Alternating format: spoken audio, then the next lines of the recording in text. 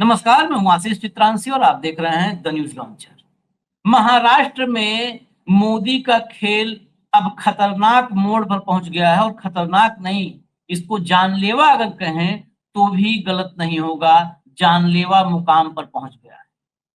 अब बंदूकें निकलने लगी हैं। पार्टी तोड़ने के लिए बंदूकें। अब तक तो खोखा, 50 खोखा, सब चोखा, ऐसे नारे होते थे। अब बंदूकें निकल रही हैं। उद्धव की मीटिंग से 4 विधायक गायब। ये इमरजेंसी मीटिंग बुलाई गई थी कि आगे कोई स्प्लिट ना हो। 3 विधानसभा के सदस्य और 1 विधान परिषद का सदस्य, एक एमएलसी, 4 गायब। ये 4 गायब होने के बाद फिर से अटकलबाजियां शुरू हो गई कि अभी खेल खत्म नहीं हुआ है। अभी दिल्ली की स्क्रिप्ट का सिर्फ एक पन्ना महाराष्ट्र में पलटा गया है। अभी और पन्ने खुलेंगे, पलटे जाएंगे। लेकिन इस कोशिश में, इस कवायद में, पन्ने पलटने में, पार्टी तोड़ने में मामला आ गया कि बंदूक निकल गई और बंदूक के सामने उद्धव के इस दौर के सेनापति संजय राउत खड़े हो गए। आखिर राजनीति किस मुकाम पर जा रही है? पार्टी तोड़-फोड़। आप किसी भी लोकतांत्रिक व्यवस्था का अध्ययन कीजिए। मैं तो चाहता हूं कि सभी लोग, हम डिबेट में क्या बोलते हैं इसको छोड़ करके कम से कम खुद ही देखें कि दुनिया में डेमोक्रेटिक वैल्यूज कैसी हैं, लोकतंत्र चलते कैसे हैं। क्या शमशान और अस्पतालों में भेज करके लोकतंत्र चलते हैं? क्या रातों रात पार्टियों को तोड़ करके लोकतंत्र को चलाया जाता है? डंके की चोट पर पार्टियों को तोड़ करके फिर कहते हैं अभी धमाके कम नहीं, पूरे नहीं हुए, अभी और धमाके हम करेंगे, और धमाके। यानी कितनी बेशर्मी है राजनीति में, कितनी बेशर्मी है। इस ब्रह्मांड के सारे बेशर्म भारत में ही पैदा हो गए क्या? और भारत में पैदा होने के बाद सबके सब राजनीति में चले गए। इतनी बेशर्मी से, ढिठाई से कहते हैं कि अब इनका काम होगा, अब इनके क्षेत्र में काम होगा। एकनाथ शिंदे अब इनके क्षेत्र में विकास करेंगे। एकनाथ शिंदे टेम्पू बेच के करेंगे विकास, खेत बेच के करेंगे विकास, मकान दुकान बेच के करेंगे विकास। कैसे करेंगे? होम लोन लेंगे, पर्सनल लोन लेंगे, कैसे करवाएंगे विकास? एकनाथ शिंदे की जागीर है क्या महाराष्ट्र? एकनाथ शिंदे ने खरीद लिया है महाराष्ट्र को, या मोदी ने देश को खरीद लिया है कि उनकी पार्टी में आओगे तो विकास करवाएंगे? अरे विकास करवाएंगे, अपने पैसे से करवा रहे हो विकास? बहुत गंभीर सवाल है और बहुत गंभीर हालात हैं। लेकिन देश को मजा आ रहा है तो फिर क्या कर सकता है कोई? जब देश के लोग ही मजा ले रहे हैं तो नरेंद्र मोदी और एकनाथ शिंदे मजा ले लें तो उनका कौन कसूर है? भाव को लाइए, खबरों को देखिए जरा। अगर हमारा काम है गंभीरता से दिखाना, आप गंभीरता से देखे ना देखे, स्वागत है भाव। लाइए भैया, दिखाइए जरा। महाराष्ट्र में उद्धव ठाकरे के साथ फिर होगा खेला। पार्टी मीटिंग में नहीं पहुंचे 3 विधायक और 1 एमएलसी। अगली हेडलाइन लाइए। Shiv Sena UBT split. उद्धव की बैठक में नहीं पहुंचे 4 विधायक सांसदों के बाद विधायकों के भी टूटने की अटकलें हुई तेज। जरा खबर के अंदर चलिए। महाराष्ट्र विधानमंडल के मानसून सत्र के पहले दिन मुंबई में काफी राजनीतिक हलचल रही। मानसून सत्र हुआ है पहले ही दिन। एक तरफ उद्धव गुट के 6 बागी सांसद एकनाथ शिंदे की शिवसेना में शामिल हो गए। वहीं शिवालय में उद्धव ठाकरे ने विधानसभा और विधान परिषद के सदस्यों की बैठक बुलाई थी। ऑपरेशन टाइगर की चर्चा के बीच बुलाई गई इस बैठक से 3 विधायक गायब रहे, जिससे एक बार फिर राजनीतिक गलियारों में चर्चा तेज हो गई कि सांसदों के बाद क्या अब उद्धव गुट के विधायक भी शिंदे सेना का दामन थामेंगे? उद्धव ने कहा कि वह 3 दिवसीय दौरा 27 जून से शुरू कर रहे हैं। उद्धव के दौरे की शुरुआत यवतमाल से होगी। इसके अलावा वह वाशिम, हिंगोली, परभणी, धाराशिव और शिरडी का दौरा करेंगे। जो इलाके बागियों के हैं सब में। बता दें कि सोमवार को शिंदे के साथ जाने वाले सांसद इन्हीं लोकसभा क्षेत्रों से चुनकर संसद पहुंचे हैं। कौन कौन नहीं पहुंचा मीटिंग में, देखिए जरा। अगली लाइए, सूची लाइए। मानसून सत्र के पहले दिन बुलाई गई इस बैठक को उद्धव ठाकरे गुट के लिए काफी महत्वपूर्ण माना जा रहा था। लेकिन विधायक संजय पोतनीस, संजय देरकर, राहुल पाटिल और सुनील शिंदे बैठक में नहीं पहुंचे। बोलना तो नहीं चाहिए, लेकिन संजय नाम महाराष्ट्र की राजनीति में बहुत खतरनाक हो चुका है। संजय राठौर, संजय देशमुख, संजय जाधव, संजय पोतनीस, संजय देरकर, संजय दीना पाटिल और एक संजय राउत है जिनको पूरा देश रोज कैमरे देखता है। ये संजय नाम मैं नॉर्मली हम तो महाराष्ट्र खाली चर्चाओं में भाव के साथ समझने की कोशिश करते हैं। ये संजय नाम महाराष्ट्र में, मुझे लगता है इस नाम को राजनीति से थोड़ा सा दूर रखना पड़ेगा, नहीं तो राजनीति में रुकेगा नहीं। आप एक सांस में मैंने 10 संजय नाम गिना दिए, बताओ, मैंने जो महाराष्ट्र को पूरा जानता भी नहीं, ये हालत है। तो संजय देरकर, राहुल पाटिल और सुनील शिंदे बैठक में नहीं पहुंचे। इससे राजनीतिक गलियारों में तरह तरह के कयास लगाए जाने लगे। हालांकि इस बैठक में आदित्य ठाकरे, भास्कर जाधव, सुनील राउत, अजय चौधरी, सुनील प्रभु, कैलाश पाटिल, वरुण सरदेसाई समेत 17 विधायक और विधान परिषद सदस्य, अंबादास दानवे, अनिल परब, सचिन अहीर, मिलिंद नार्वेकर और जे.एम. अभ्यंकर भी बैठक में शामिल हुए। अब आगे अगला लाइए। उद्धव गुट के एक नेता ने बताया कि इस बैठक को उद्धव ठाकरे और राज्यसभा सदस्य संजय राउत सहित अन्य नेताओं ने संबोधित किया। दानवे ने कहा कि जो विधायक इस बैठक में शामिल नहीं हुए, उन्होंने इसकी जानकारी पार्टी को पहले दे दी थी। हालांकि दानवे साहब जो कह रहे हैं, इस पर हम बहुत ज्यादा भरोसा नहीं करते कि इससे पार्टी बचती है। 5 जो ऑनलाइन जुड़े थे, उन्होंने भी बताया था किसी बेटा अस्पताल में, किसी पत्नी अस्पताल में, किसी खेत में जुताई चल रही थी, ट्रैक्टर चल रहा था, डीजल लाने कोई गया था, तमाम बताया था उन लोगों ने भी। तो ये भी बताए हैं कि पहले से जानकारी दे दी थी, इसलिए किसी तरह के अफवाह पर ध्यान देने की जरूरत नहीं है। परभणी के विधायक राहुल पाटिल विधान परिषद चुनाव की मतगणना में व्यस्त होने के कारण बैठक में शामिल नहीं हो पाए। ये परभणी है जहां संजय पंडू जाधव जो गया है, वही विधायक हैं, अब वहां काउंटिंग करवा रहे हैं। जरा फोटो दिखा दीजिए, जो लोग थे उनकी तो फोटो देख ही ले, महाराष्ट्र के लोग। जो नहीं थे उनका तो फ्रेम देखेंगे, फोटो इनका देख लीजिए, ये शामिल है जो लोग। चलिए, ये फोटो बैठक में जो लोग शामिल थे। अब यहीं पर हम जरा रुकेंगे एक सवाल के लिए, इसके बाद हम आएंगे। एक और सिगुफा छोड़ा है, और मुझे तो लगता है उन सबके सिगुफों पर भी भरोसा करना चाहिए।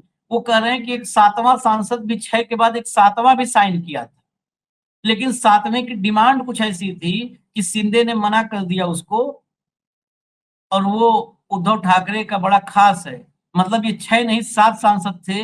ये सिगुफा उधर से छोड़ा गया है या सच है, इसको तो समझना पड़ेगा, लेकिन उधर वाली बातें मुझे लगता है ज्यादा धरातल पर उतरती हैं। लेकिन अभी पहले इसी पर चलते हैं। भाऊ, क्या अब विधायकों पर सांसदों का ऑपरेशन पूरा हो गया, अब नेक्स्ट ऑपरेशन शुरू हो चुका है, विधायक वाला ऑपरेशन? हाँ, विधायक संख्या वाला भी बहुत ऑपरेशन कम है। नहीं, विधायकों का ऑपरेशन शुरू होगा, क्योंकि इनको संजय मतलब एकनाथ शिंदे को अपनी पोजीशन कंसोलिडेट करनी है। जरा बताना है कि मैं एक बड़े पोजीशन रखता हूँ, लेकिन सवाल ये है कि एकनाथ शिंदे के साथ जो जा रहे हैं उनको अगली बार टिकट रिपीट होगा कि नहीं होगा, ये देवेंद्र फडणवीस तय करेंगे। एकनाथ शिंदे की लिस्ट एकनाथ शिंदे तय नहीं करेंगे, देवेंद्र फडणवीस तय करेंगे। एकनाथ शिंदे बहुत ज्यादा गुस्सा हो सकते हैं, एकनाथ शिंदे बहुत ज्यादा कोप भवन में सातारा में अपने खेत में जाके बैठ सकते हैं। एकनाथ शिंदे बहुत ज्यादा कुछ हो गया तो विधानसभा पटल पर रो सकते हैं, विधवा विलाप कर सकते हैं कि लोकतंत्र की हत्या हो रही है। इसके बावजूद कुछ नहीं कर सकते। उस एसपी ने, जिसने इनके मंत्री को और सांसद को मारा, उसको मारा, उस एसपी का सांगली में तबादला हुआ, बड़े जिले में, अच्छे जगह पे, उसको बख्शिश दिया गया सातारा से, स्टेयरकेस से घसीट के लाया था नीचे उसको, सांसद को, और कैबिनेट मंत्री को मारा जिला परिषद के चुनाव में। और मेजोरिटी होते हुए भी माइनॉरिटी वाली सरकार बन गई, वहां पे अध्यक्ष बन गया। ये कुछ नहीं कर पाए। अब्दुल सत्तार के बेटे को नहीं कर पाए, नहीं दे पाए। हाँ। अपने विधायक को नहीं जितवा पाए, दराड़े को नासिक में। जो जीत के आया उसको अपने साथ रखने के लिए मजबूर हो गए।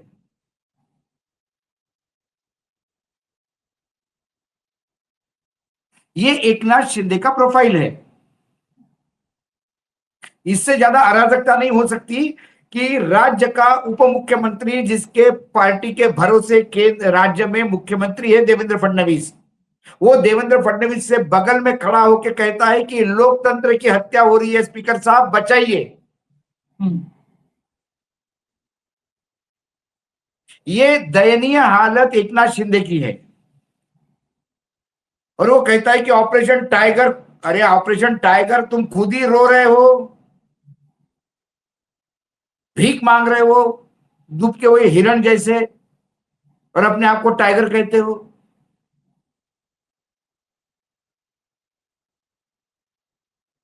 इनको तो ना खाल दी जाती है और मुखौटा कि भी अब 2 दिन के लिए आप टाइगर बनो, खाल ओढ़ ली, मुखौटा लगा दिया, टाइगर टाइगर। बाकी जगह पे आप लोमड़ी बनो। आप अभी बिल्कुल, मैं उस जानवर का नाम लेना नहीं चाहता क्योंकि वो वफादार होता है। आप अब हिरण बनो, दुबक के रहो, कोई भी झपट्टा मार देगा, सावधान रहो, चुपचाप रहो। ये एकनाथ शिंदे की स्थिति हो गई है। दूसरा गुट जो है वो तो बेचारा पूरी तरह से सरेंडर है, वो तो देवा भाऊ हाँ, पार्टी चला रहे हैं।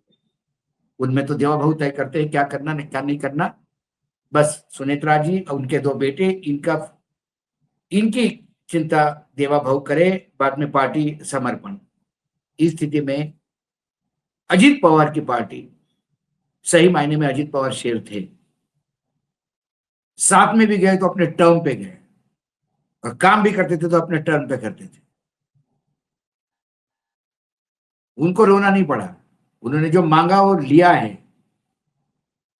ये नासिक का पालक मंत्री पद नहीं ले पाए, कोकण में मार खा रहे, जो कोकण में शिवसेना का गढ़ हुआ करता था, वहां नारायण राणे के लोग ही निपटा रहे इनको।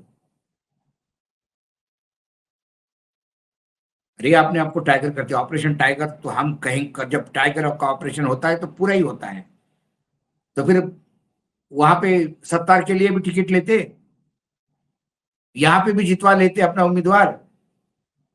एनडीए गठबंधन के पास पूर्ण बहुमत होने के बावजूद भी उम्मीदवार हारा, बुरी तरह से हारा। भाजपा वालों ने दिखा दिया औकात, ये तुम ज्यादा उड़ो मत, कुछ नहीं कर पाए। ये उसमें एक्शन भी नहीं ले पाएंगे, ये जवाब भी नहीं पूछ पाएंगे कि भाई बीजेपी का वोट क्यों ट्रांसफर नहीं हुआ हमको, क्यों तुमने बागी उम्मीदवार को दिया, गीते को। हिम्मत नहीं है पूछने की। बागी करवा के जितवाया भाजपा ने भाऊ। अरे बिल्कुल, उसका बड़ा भाई, और उसको उसको बोला फॉर्म मत भरो, उसने फॉर्म विड्रॉ नहीं किया। फिर उसने कहा कि अच्छा मैं घर पे रहूंगा। इमेजिन करो, उम्मीदवार घर पे बैठा हुआ है और भारी बहुमत से जीत गया। हम्म। भाजपा ये ऐसा थोड़ा सिंध अनजान है। मैं इसी पे एक सवाल करना चाहता था, हम आगे बढ़ना चाह रहे हैं लेकिन सवाल बहुत महत्वपूर्ण है। आज मुझे, जब से अजीत पवार का निधन हुआ उस दर्दनाक जो है हादसे में, उसके बाद रोहित पवार ने बहुत सारे आरोप लगाए, बहुत दस्तावेज दिखाए। आज मुझे रोहित पवार में विश्वास 99.99% के बजाय 100% हो चुका है, क्योंकि अजीत पवार को एकनाथ शिंदे बनाना नामुमकिन था। ये जो शेर है एकनाथ शिंदे, ये शेर नहीं, ये तो दुम दबाया हुआ व्यक्ति है। एकनाथ शिंदे, अजीत पवार को एकनाथ शिंदे बनाना बहुत मुश्किल था, नामुमकिन था। एकनाथ शिंदे बहरूपिया है, उसको जो रोल के लिए बोलते हैं वो खाल पहन के, मुखौटा पहन के वो रोल अदा करते हैं। अभी बोला 6 का टाइगर, ऑपरेशन टाइगर करो, ये operation tiger Eknath Shinde tiger नहीं था। ऑपरेशन टाइगर ये मातोश्री पे हमला था, इस टाइगर का शिकार करना है। टाइगर तो ठाकरे फैमिली में ही है। उसने कहा कि अजीत पवार को शिंदे बनाना नामुमकिन था, तो वो हादसे पर जो सवाल हो, अजीत पवार जीवन में शिंदे नहीं बन सकता था। अजीत पवार बहुत आर्टिकुलेट था। अजीत पवार, दोनों शरद पवार और अजीत पवार एक होने वाले थे। उसको लेके बीजेपी चिंतित थी। अजीत पवार के जाने से सबसे बड़ा फायदा भाजपा को हुआ। हाँ, और आपको याद होगा जब अजीत पवार के प्लेन का एक्सीडेंट हुआ तो 9:30 बजे हम लाइव जा रहे थे। तब भी हमने कहा कि इस एक्सीडेंट की जांच होनी चाहिए, आशंका तब से थी। उसके बाद रोहित पवार ने तो बंच का बंच निकाला। क्या हुआ? मैं पाताल से भी ढूंढ के लाऊंगा यदि इसमें कुछ हो तो। हाँ, तो वही ढूंढने के लिए पाताल में ही मॉर्निंग वॉक, कोई इवनिंग वॉक कर रहे हैं फडणवीस आज कर रहे हैं। मैं एक सवाल और भी है, जो सवाल मैं करना चाह रहा हूँ। दुर्भाग्य है आशीष, दुर्भाग्य है। सत्ता के लिए आदमी कितना मतलब स्वार्थ कितना हावी होता है। अब थोड़ा अजित पवार पे मुझे 1 मिनट बोलने दीजिए। हाँ, अजित दादा के साथ मेरे संबंध थे, ये महाराष्ट्र के जो लोग जानते हैं, मुझे जानते हैं या अजित पवार को जानते हैं, अजित पवार का पर्सनल स्टाफ जानता था मेरे से वो कैसी बात करते थे। वो मेरे से 2 बातें करते थे, अशोक राव करके बात करते थे, और निकलने के पहले अशोक, तो मैं समझ जाता था कि अभी ये अशोक ऐसा बोलते थे और खंदे पे हाथ रख के करते थे। मागच्या वेळेला सांगितलं, पुन्हा सांगतो, ए वजन कमी कर, प्रकृतीवर लक्ष दे, बोला वजन कमी कर, अपने प्रकृति का ख्याल रख, हेल्थ का ख्याल रख। मोटा बड़ा भाई बोल के बोल रहा हूं तेरे को, दादा म्हणतो ना मला, ये वो संबंध थे मेरे। जब दादा वहां गए तो मैंने दादा को एक ही बार पूछा, सिर्फ इतना ही पूछा, मैंने दादा क्यों? तो दादा ने क्या कहा होगा आशीष? बोले मेरे बहनों के घर ईडी की रेड हो गई, मुझ पे ईडी की रेड हो गई, 1400 करोड़ के एसेट फ्रीज हो गए, फिर भी दादा लड़ा ना तेरा, दादा पीछे हटा। लेकिन यदि मेरे बेटे पे कोई हाथ डालेगा तो मेरे राजनीति का खामियाजा मैं बेटे को नहीं भुगतने दूंगा। जो बेटा उनका दुबई में काम कर रहा था, उसके बारे में बोला गया था कि उसको शायद ईडी उठा देंगे। तो बच्चों के लिए दादा ने सब कुछ छोड़ के बीजेपी का साथ दिया, और दादा गए तो वही बच्चे और परिवार सत्ता में बने रहने के लिए दादा की मृत्यु के ऊपर मौन है। जननायक जैसे दादा थे वैसे हमारे गोपीनाथ मुंडे जी थे। गोपीनाथ मुंडे से बड़ा जननायक मैंने महाराष्ट्र में नहीं देखा, चाहे लोग मुझे गलत समझे। हो सकता है कि वो वसंतराव नाईक होंगे या यशवंतराव चौहान होंगे, हमने देखे नहीं, लेकिन मैंने मेरे आंखों से देखा वो एक जननायक था। किसी भी तहसील में जाओ, ब्लॉक लेवल पे जाओ, गोपीनाथ मुंडे के पास लोग जी जान देने वाले। गोपीनाथ मुंडे की डेथ होती है आशीष, गाड़ी में टेंट नहीं आता, किसी को खरोच नहीं आती है, पीछे बैठा हुआ मंत्री मर जाता है। कैसा मर जाता है? 2 बार चॉपर नीचे गिरा फिर भी बच गए। जिस गाड़ी में डेंट नहीं हुआ उसके एक्सीडेंट में मर जाते हैं। रात को गनमैन बदलता है, रात को ड्राइवर बदलता है, रात को गाड़ी बदलती है मंत्री की, बंगले की सिक्योरिटी बदलती है। मैं आज भी कहता हूं उनकी हत्या हुई है, लेकिन सत्ता सबको प्रिय है, सबको मंत्री बनना है बच्चों को, वही गोपीनाथ मुंडे के लिए। आज भी गोपीनाथ मुंडे, मैं अभी पुणे गया था, पुराना गोपीनाथ मुंडे का वफादार मिल गया। मैं आदरणीय थोपटे साहब के श्रद्धांजलि सभा में गया था, मैं भाषण देने। वहां से निकला तो वो सज्जन मुझे मिले, बोले थोपटे साहब भी गए, अब क्या बचा महाराष्ट्र की राजनीति में। और फिर बात करते करते गोपीनाथ मुंडे पे बोला, मैंने सिर्फ इतना बोला, मैंने बोला यार गए तो गोपीनाथ जी भी, उनकी भी बहुत कमी महसूस होती है, ऐसा मैं बोला। तो ऐसा मुझे पकड़ा गाड़ी में और फुट फुट के रोने लगा। भाऊ आमचे गोपीनाथ गेले, आज भी है। गोपीनाथ जी को जाके साल हो गए, 2 साल, 2-3 साल ज्यादा ही हो गए। ज्यादा आज हो भी गया, है, बहुत। आज भी है लोग गोपीनाथ जी के नाम से फुट फुट के रोने वाले। लेकिन उनके परिवार ने क्या किया? सत्ता में आगे 13वीं नहीं होती। मराठों में तो 13 दिन तक तो गांव नहीं छोड़ते, गांव की सीमा नहीं उल्लंघन होता। शपथ विधि हो गया, क्या था इतनी जल्दी शपथ विधि की? 13 दिन तो रुकते, क्या जल्दी थी? शरद पवार का डर था, चाहे सुनील तटकरे हो, चाहे देवेंद्र फडणवीस हो, चाहे प्रफुल्ल पटेल हो। प्रफुल्ल पटेल तो बिजनेसमैन है टोटल, छोड़ दीजिए, जिसकी सत्ता उसके साथ प्रफुल्ल।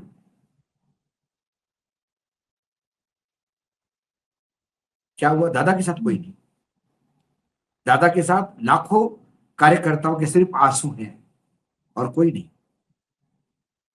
और कोई न्याय मिलने की उम्मीद नहीं। गोपीनाथ कुछ मुंडे नहीं, को भी न्याय जिसके नहीं घर मिला, वाले, उनको भी न्याय नहीं जिसके मिला। बीवी बच्चे उसके लिए न लड़े, उसको क्या इंसाफ मिलेगा? वो रास्ता तो बस सबसे आसान होता है इंसाफ को दफन करने का।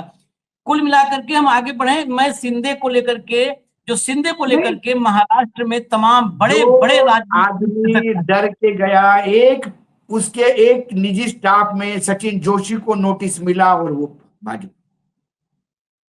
नहीं, उससे भी अलग तमाम मैं राजनीतिक विश्लेषकों को देखता हूं, कथित विश्लेषक, वो कहते हैं शिंदे की ये ताकत बढ़ रही है, 6 सांसद आए, विधायक में शिंदे की ताकत। दरअसल शिंदे की ताकत समझने के लिए एक एग्जाम्पल देते हैं। दिल्ली में गाजीपुर है, वहां पे जो लोग जाते हैं उनको लगता है कि यहाँ भी एक पहाड़ है, कूड़े का पहाड़।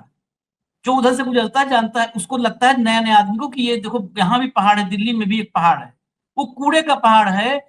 मयूर विहार, आनंद विहार, पटपड़गंज, जितना पूर्वी दिल्ली है, पूरा सारा कूड़ा वहां डंप किया जाता है। जमुना पार ही नहीं, जमुना के उस पार का भी कूड़ा वहां डंपिंग होता था। सारा कूड़ा डंप किया जाता है। उस कूड़े में वक्त वक्त पर आग लगा दी जाती है, फूंक के जला दिया जाता है, नहीं तो समतल करके उसको जमींदोज बुलडोज कर दिया जाता है, दबा उबा दिया जाता है। उसका शिंदे जिसको उसकी हाइट मैं राजनीति लोगों को बता दूं, कुतुब मीनार से ज्यादा हाइट है उस कूड़े के पहाड़ की।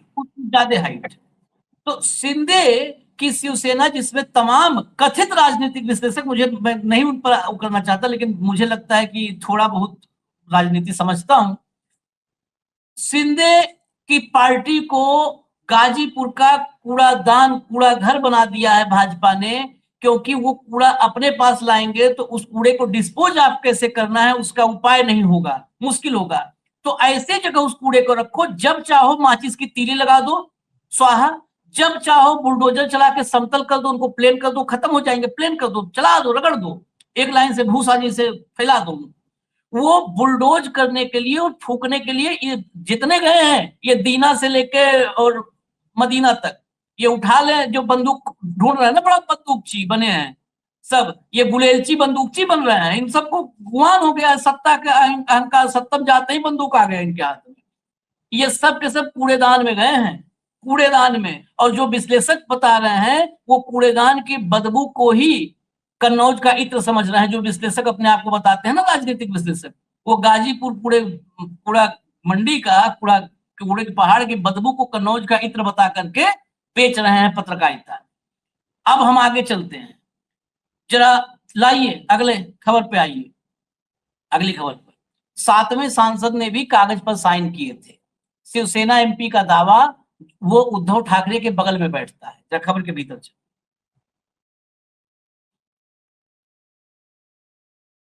लाइए।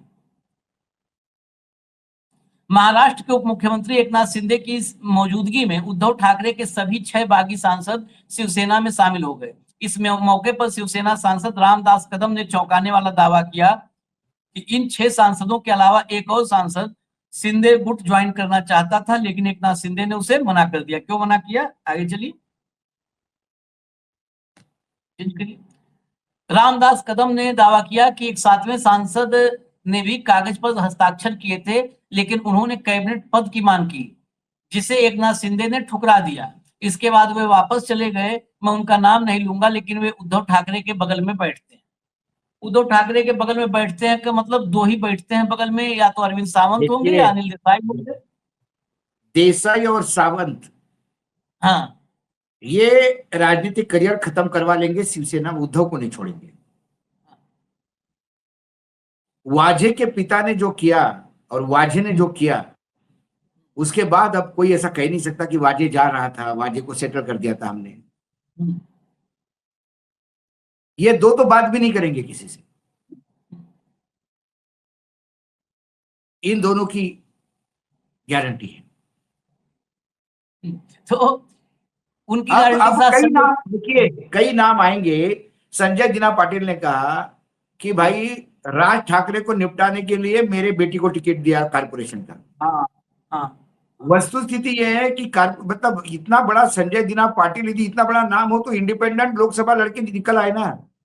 हाँ, हाँ, या इंडिपेंडेंट लड़े, जैसा नासिक वाला इंडिपेंडेंट जीते, लड़ा और निकाल रहा है ना सीट। हम्म, हम्म। अब अपने बेटी को इंडिपेंडेंट लड़ाओ। और क्या उधर बता एक रहे हैं?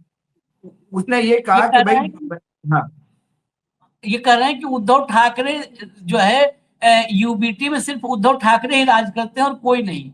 उन्हें दूसरों के लिए कोई सम्मान नहीं है, वे हमेशा हमारा अनादर करते हैं और हमारे परिवार के साथ गलत भाषा का इस्तेमाल करते हैं। तो उस दिन 4 सांसदों में तुम अंदर गए क्यों थे? आज तो ये कहा जाएगा कि उन चारों में तुम खबरी गए थे कि अंदर क्या बात हो रही है, इसलिए भेजा गया था। छोड़िए छोड़िए, मैं और आगे बात बताता हूँ, व्यक्तिगत बात बताता हूँ। हाँ, उद्धव ठाकरे दिल्ली आए परिवार के साथ, संजय राउत के यहाँ रुके। हाँ, उन्होंने कुछ पत्रकारों को मिलने के लिए बुलाया। हाँ, उसमें मुझे पत्नी के साथ आने का न्योता था। हम अपना काम निपटा के लेट पहुंचे तो उन्होंने कहा कि अब कोरम पूरा हो गया। बाकी पत्रकारों को उन्होंने नमस्ते किया और मैं और उद्धव ठाकरे और रात को 2:30 बजे तक बात करते बैठे लॉन में ही। आदित्य, उद्धव, मैं बहुत सारी बातें पर्सनल, बहुत सारी व्यक्तिगत बातें हुई। बार बार ये बात हुई कि टाइगर तुमको कितनी बार बोला घर नहीं आते हो, ये नहीं आते, वो नहीं आते। जब मैं रात को 2:30 बजे जा रहा था तब कुछ सांसद अंदर बैठे थे। किसी की हिम्मत नहीं हो रही थी कि उद्धव ठाकरे को ये बोले कि हम बैठे रहे। तब 2 बार उन्होंने कहा कि अरे संजय राउत नहीं आए इधर, तो मैंने बोला वो आएंगे ही नहीं। आदित्य ने कहा कि अरे संजय जी नहीं, मतलब आएंगे नहीं। उद्धव जोर से हंसे, तो वो बोलता क्यों नहीं आएंगे? मैं यहाँ बैठा हूं ना, मेरी उनकी पट्टी नहीं। तो हंसी मजाक में बात हो गई। हालांकि संजय राउत आए और वहां खड़े दिन भर के बात कर ली। मैंने हाँ। तब जो अंदर से सांसद निकल के आए उसमें संजय दिना थे। जैसे ही संजय दिना मेरे सामने आए तो मैंने बोला ये संजय दिना पाटिल। उद्धव ठाकरे बोले अरे बड़ी अजीब बात हो रही, आप मेरी पहचान करवा के दे रहे हो? मैंने वो नहीं, आप तो जानते हो आपका सांसद है, ये मेरा भाई है। क्योंकि मुलुंड में जो मेरा परिवार है, पाटिल परिवार, भरत पाटिल मेरे भाई है, बरकू पाटिल का परिवार है वो। मैं आज भी अधिकार से किसी के घर में जाके जो चाहे वो खाना बनवा के रात को सो सकता हूं, वो भरत पाटिल का परिवार है। जो सप्ताह में 3 बार हमारी बात होती है, बड़े भाई जैसे हो मेरे, उस भरत पाटिल के रिलेटिव है। और मैं संजय दिना को वही मिला था पहले भरत पाटिल। तो मैंने बोला उस मुलुंड वाले परिवार के हैसियत से मैं बोल रहा हूं। तो उद्धव ठाकरे ने मेरे कंधे पे हाथ रख के कहा अब मैं तुम्हें दूसरी पहचान बताता हूँ। मैं क्या? बोले उद्धव ठाकरे के छोटे भाई है। तो अब सबसे बड़ा मैं हो गया। मैंने बोला हाँ। ये बात हुई संजय के सामने, संजय मना करे इस बात को। छोड़ने के बाद सब कहते कि हमारा अपमान हुआ। हाँ, हाँ। और यदि आपका अपमान हुआ तो आपको इतने साल इंतजार क्यों करना पड़ा एकनाथ शिंदे का? अरे दिना पाटिल के बेटे हो आप। जिस क्षण अपमान हुआ उस क्षण इस्तीफा फेंक के मुंह पे मारते कि छोड़ रहा हूं शिवसेना, दिना पाटिल का बेटा हूं, अपमान नहीं सहन करूंगा। आपका अपमान हुआ ये समझाने के लिए आपको एकनाथ शिंदे चाहिए।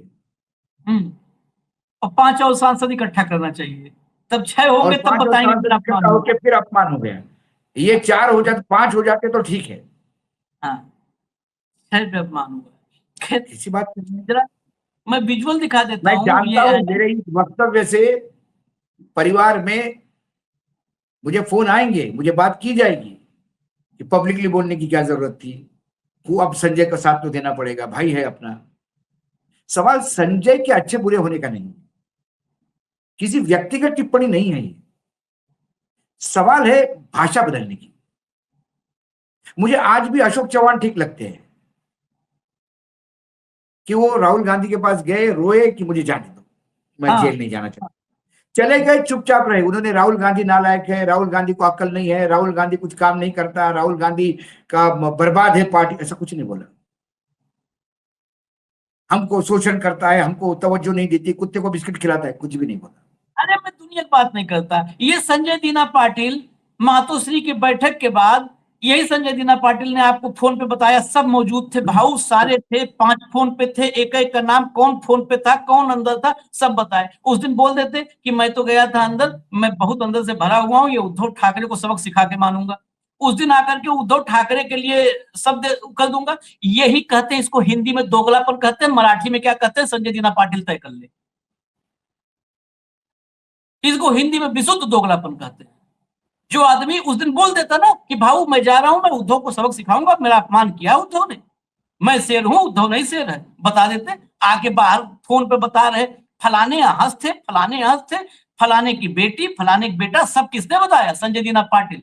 विशुद्ध दोगलापन का उदाहरण है। जिसको बुरा लगे अच्छा लगे, हम लोग बुरा अच्छा लगने के लिए काम नहीं। सवाल सवाल व्यक्तिगत, मैंने हमेशा कहा पत्रकारिता में हमने व्यक्तिगत संबंधों को कभी नहीं कहा। कल मेरे से गलती होगी तो, और मैंने कोई देश के अहित में बात की, लोकतंत्र को कुछ डैमेज करने वाला काम किया, और यदि मैंने इस देश के संविधान को डैमेज वाला करने वाला काम किया, वैयक्तिक मैंने दोगलापन दिखाया दिया, तो आशीष जी मुझे भी नहीं छोड़ेंगे, भले मेरे से छोटे हैं, वो छोड़ेंगे नहीं, ना हम छोड़ेंगे। सवाल वो नहीं है, सवाल व्यक्तिगत संबंधों का नहीं है, सवाल एक पब्लिक डोमेन में क्या आप हो, आप सांसद हैं। आज हमारे भरत भाई इनसे भी बड़े हैं, भरत भाई के सामने भी नहीं बैठते हैं, भरत भाई से भी बड़े हैं, लेकिन हम भरत भाई ने कुछ भी डिसीजन लिया, वो ऑर्डिनरी एक बिजनेसमैन है, वो पब्लिक लाइफ में थोड़ी है, हाँ, वो बिजनेसमैन है। हम हमारी कितने नेताओं से बात होती है, मेरी आपा से बात होती है, विराट भाई ठाकुर परिवार, जितेंद्र ठाकुर से बात हुई तो उन्होंने कहा कि नहीं, मैंने बोला क्या आप टाइप कर रहे हो विधान परिषद में एकनाथ शिंदे के साथ, सुना मैंने, बोले बिल्कुल नहीं, बिल्कुल नहीं, मैं विश्वास ही नहीं रखता दोनों लोगों का। अशोक जे मनात आहे ते बोलतो तुला, उन्होंने बोला, मैंने ठीक है भाई, मैंने सुना खबरें आई थी कि आप जाके मिले मिले, बोला चलने देना यार, खबरें नाम तो चल रहा रहे ना। मैं फिर छोड़ के कहीं नहीं गया, ना किसी से मिला, अब इनको मालूम बोले चैनल वालों को कि मैं कब मिला, चलने देखा वो, तू अपना है, घर का है, तूने बताया तो मैंने, तूने पूछा तो मैंने बताया। तो ये होते हैं व्यक्तिगत संबंध, बाकी कुछ नहीं। बाकी हर राजनीतिक दल, कल यदि संजय बोलते कि मैं उद्धव को छोड़ रहा हूं, तो हम कतई नहीं बोलते क्यों छोड़ रहा है, छोड़, लेकिन कम से कम इतनी प्रामाणिकता तो रख कि मुझे नहीं रहना है वहां पे। अब आप कहते हो कि मैं गोली मार दूंगा, इंश्योरेंस करवा लो अपना, और आपकी बेटी जाके मातोश्री में कहती है कि मैं आपके साथ हूं। हाँ, हाँ, हाँ। ये कौन सी राजनीति है? और मैं जानता हूं पाटिल परिवार को, अच्छी तरह से जानता हूं। हमारे भरत भाई के भी बेटे, एक बाहर काम करता है, एक बहुत बड़ी पब का चेन चलाता है, लेकिन बच्चे कभी कभी ऊंची आवाज में नहीं, माता पिता क्या बाहर नहीं जाते हमारे। कभी गलती से मैं बर्थडे के दिन मैं यहां हूं वहां गया, तो बच्चे अंकल करके चरण छुएंगे, साथ में खड़े हो जाएंगे, लेकिन कभी कभी नहीं, एक अपब्रिंगिंग होती है। मैंने संजय को देखा है कि भरत भाई के सामने, और मुझे गर्व होता था इसका, और मैं बोलता था कि देखो सांसद होने के बावजूद भी पारिवारिक इंसान है, उसके परिवार में दो गुट हो ही नहीं सकते, क्योंकि आपको एक दरवाजा विंडो खुली चाहिए वहां से।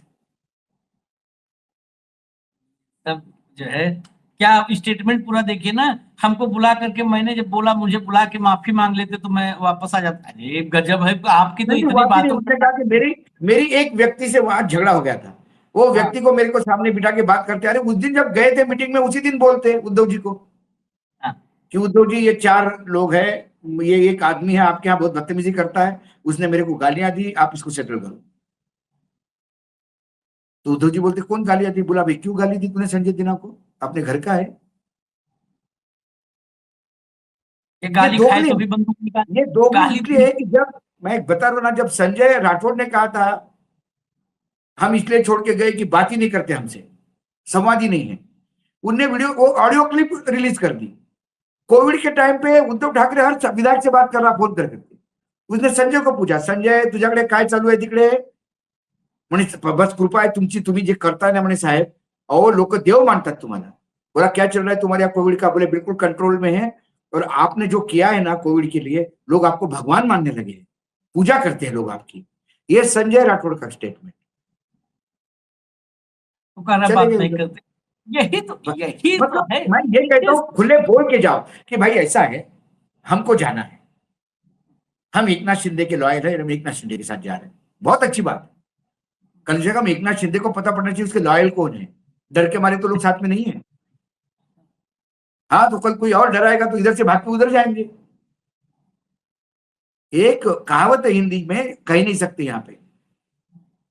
पुराने जमाने में हाथी होते थे युद्ध में, और सबसे आगे हाथी को खड़ा किया जाता था कि सामने वाले शत्रु पक्ष जब बाणों का वर्षाव करते थे तो हाथी के मस्तक पे वो बाण लगते थे, हाथी पागल हो जाते थे और आगे वाले फौज में घुस जाते थे। पहली जो लाइन थी वो हाथी ही मारते थे, तहस नहस करते थे, और पीछे से फिर आर्मी हमला बोलती थी। लेकिन कुछ हाथी कमजोर थे, डरपोक थे, उनके लिए शब्द हम यूज नहीं कर सकते अभी, जो जो प्रयोग में है। वो हाथी 4 बाण लेने के बाद उल्टा फिरता था और अपने ही फौज को रोनते हुए निकल जाता था, भाग जाता था। तो ये वो हाथी है जो अपने ही फौज को रोनते हुए गए। ये उद्धव ठाकरे की गलती है कि उन्होंने कमजोर हाथियों को सामने रखा। हम तो बोलते हैं। अभी इसमें कुछ और बाइट बयान थे। कार्यक्रम लंबा हो जाएगा, इसलिए हम यहीं पर रोक रहे हैं। किसी हम और कार्यक्रम में उसको लगा देंगे, क्योंकि इसमें हम चाहते थे कि एकनाथ शिंदे के पुत्र ज्ञान दे रहे हैं। एक वो चला दीजिए, उदय सामंत को चला दीजिए। उदय सामंत बता रहे हैं अभी और विस्फोट बहुत करने वाले हैं। उदय सामंत को सुना दीजिए। वो दाढ़ी में, सफेद दाढ़ी में बयान होगा, मैं पहचान बता दे रहा हूं ताकि सही चले। उनको चला दीजिए। ऑपरेशन अभी और बचे, ऑपरेशन 2.0, 3.0 अभी देख लिया, कितने ऑपरेशन और आगे एक ही दिन में 2 धमाके कर दिए और कितने धमाके होने वाले हैं? नहीं, अभी धमाका तो आज के दिन में 2 बार हो गया है, लेकिन अभी बहुत धमाके बाकी है। और वो ऐसे धमाके नहीं है कि किसी को तकलीफ देने के लिए, किसी का मानहानि करने के लिए। जिनको माननीय एकनाथ शिंदे साहब का नेतृत्व स्वीकार है, वो एकनाथ शिंदे साहब के शिवसेना में आते हैं, उनका नेतृत्व स्वीकार करते हैं। 50 करोड़ में बिक गए उमरा। ये 4 साल भी वो बोल रहे थे, उसका कन्वर्सेशन कहीं भी वोटों में नहीं हुआ है। महाराष्ट्र की जनता ने शिंदे साहब के पीछे खड़ा रहने का जो फैसला किया था, उससे एमपी, एमएलए, स्थानिक स्वराज्य संस्था में हम आगे बढ़ गए। Thank you. अभी बीएमसी है, एमएलए है, वो टाइम दे के आपको बोलेंगे। यूपीटी में जिसमें 3 विधायक नहीं आए थे, एक एमएलसी नहीं आए थे, क्या वो भी आने वाले दिनों में? नहीं, अभी मैं उनका पहले नाम देखता हूँ, कौन आए थे, कौन नहीं आए थे, और बाद में बोलना उचित है। सर, राज ठाकरे ने कहा है अमित शाह इन्हें पीएम बनने, इसलिए ये सब चल रहा है। वो क्या बोले मुझको पता नहीं है, वो पता करने के बाद भी उसके ऊपर बोलेंगे। गया था कि अमित शाह रणनीति बना रहे हैं अपने प्रधानमंत्री पद। नहीं, अभी सामना पेपर में जो कुछ आता है वो कहीं भी पढ़ता नहीं है। Thank you. ये अब मैं सुनो, अभी इन्हीं की बात सुनो, इन्हीं की ग्रेटनेस सुनो। नासिक का चार्ज इन्हीं के पास था। हाँ, जहाँ हारा है बता रहे सब, पूरा महाराष्ट्र एकनाथ शिंदे के पीछे है। महाजन और ये सावंत, उदय सावंत। हाँ। अब इन्हीं उदय सावंत को पूछा कि जो दराड़े हारा है, उसने कहा कि भाई मेरे साथ गद्दारी हुई है, मंत्री ने गद्दारी की। अब ये भी मंत्री, गिरीश महाजन भी मंत्री, तो ये बोले भाई दराड़े ने बोल देना चाहिए मंत्री कौन, मैं तो साथ में था, मैंने तो खूब प्रयास किया। ये कहते हैं कि महाराष्ट्र की जनता ने शिंदे को बहुत विश्वास दिया। तो नासिक में क्या हुआ, ये खुद थे। बाद में उधार का सिंदूर, जो जीता वो मेरा। हाँ, जो जीता वो भी किसके कहने पर सब पता है, कहां पर किसको बिठाया जाना है, किसको। क्रिकेट में यदि क्रिकेट के दुनिया में होते तो रोज अपना देश बदलते। वर्ल्ड कप किसने जीता? पाकिस्तान ने, हम पाकिस्तान के सिटीजन। वर्ल्ड कप किसने जीता? ऑस्ट्रेलिया ने, हम ऑस्ट्रेलिया के सिटीजन। जो जीता उसके साथ हम। बेसिकली जितनी रोटी और जितनी रोटी का टुकड़ा बीजेपी इनके हिस्से में कर देती है, वही इनका है, बाकी कुछ नहीं है। इजाजत दीजिए हमें, और फिर आते हैं कुछ महत्वपूर्ण खबरें और भी हैं उनके साथ। धन्यवाद भाऊ, बहुत बहुत धन्यवाद, नमस्कार।